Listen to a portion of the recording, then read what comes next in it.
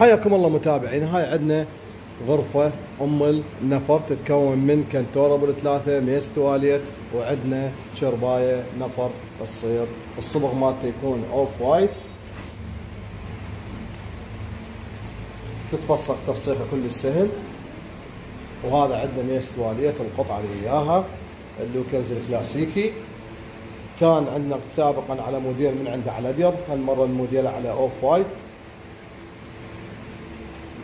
يصير 3 مجرات، الداخل مالته صاج.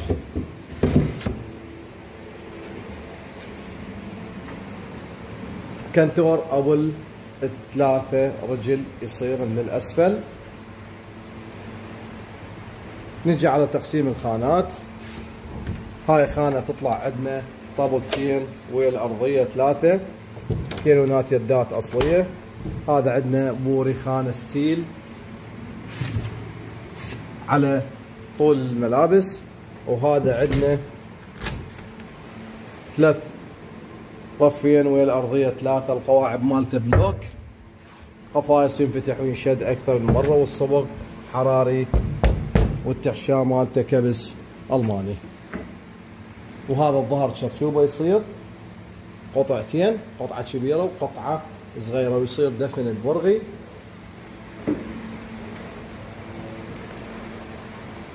قياساته الشرباية هاي تطلع قياسها متر في مترين، طول يعني مترين، والعرض مالتها متر. الميز تواليت ابو المتر. الكنتور ارتفاعه مترين، العرض مالته 185، النزال مالته 60 ستاندرد.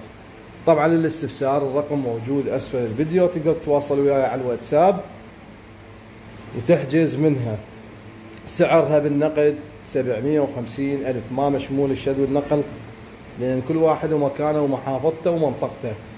فشغلة الشد والنقل تقدر تدز لي العنوان اللوكيشن أو الموقع حتى شيك لك التوصيل، وأكو نظام أقساط عندنا وتدللون عليه. تقدر تتواصل وياي على الواتساب، الرقم أسفل الفيديو.